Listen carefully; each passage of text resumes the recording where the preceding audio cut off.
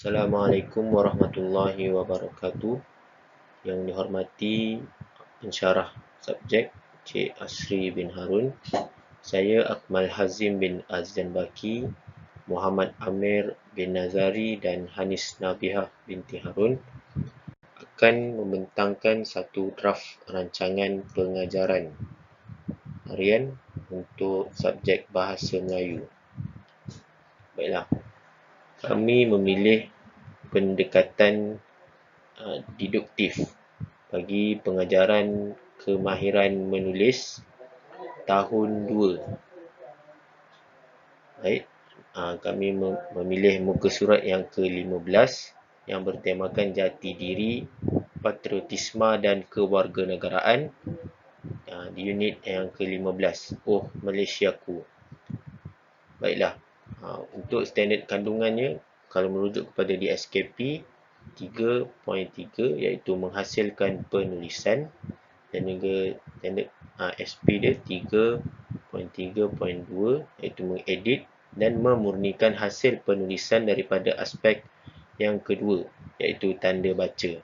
Jadi kalau kita boleh lihat dekat muka surat ni, yang kebanyakannya adalah ayat-ayat tanya iaitu melalui perbualan. Jadi objektifnya, murid berjaya melengkapkan tanda baca pada ayat tanya.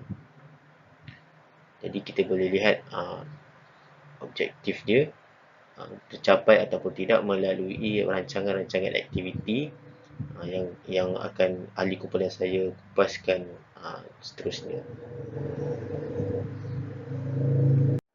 Aktiviti bagi rancangan pengajaran ini dimulakan dengan murid mendengar penerangan guru mengenai konsep tanda baca melalui video dalam slide. Seterusnya, murid dikehendaki memberi contoh ayat yang mengandungi tanda baca berdasarkan gambar yang disediakan. Kemudian, murid membaca dan memahami petikan dalam buku teks dengan betul dan jelas. Murid bersoal jawab tentang isi pelajaran serta memahami keseluruhan isi cerita. Seterusnya, murid membaca semula petikan dan meletak tanda baca yang sesuai berdasarkan petikan. Akhir sekali, murid menulis semula petikan dengan tanda baca yang betul dan kemas. Sistem bahasa yang difokuskan dalam rancangan pengajaran ini ialah tanda baca. Seterusnya, kita beralih kepada elemen merentas kurikulum dalam RPH tersebut. Secara umumnya, terdapat 4 elemen merentas kurikulum yang digariskan di dalam RPH. Elemen merentas kurikulum EMK ialah unsur nilai tambah yang diterapkan dalam proses PDP selain yang ditetapkan dalam standard kandungan. Elemen ini diterapkan bertujuan untuk mengukuhkan kemahiran dan keterampilan modal insan yang dihasratkan serta dapat menangani cabaran semasa dan masa hadapan. Elemen merentas kurikulum yang pertama ialah elemen merentas kurikulum nilai murni. Nilai murni diberi penekanan dalam semua mata pelajaran supaya murid sedar akan kepentingan dalam mengamalkannya. Berdasarkan aktiviti pengajaran tersebut, terdapat unsur nilai tanggungjawab yang diterapkan. Seterusnya ialah elemen merentas kurikulum patriotism. Semangat patriotik dapat melahirkan murid yang mempunyai semangat cintakan negara dan berbangga sebagai rakyat Malaysia. Unsur semangat patriotism diterapkan melalui kandungan pembelajaran aktiviti menulis. Elemen yang ketiga ialah elemen merentas kurikulum teknologi maklumat dan komunikasi.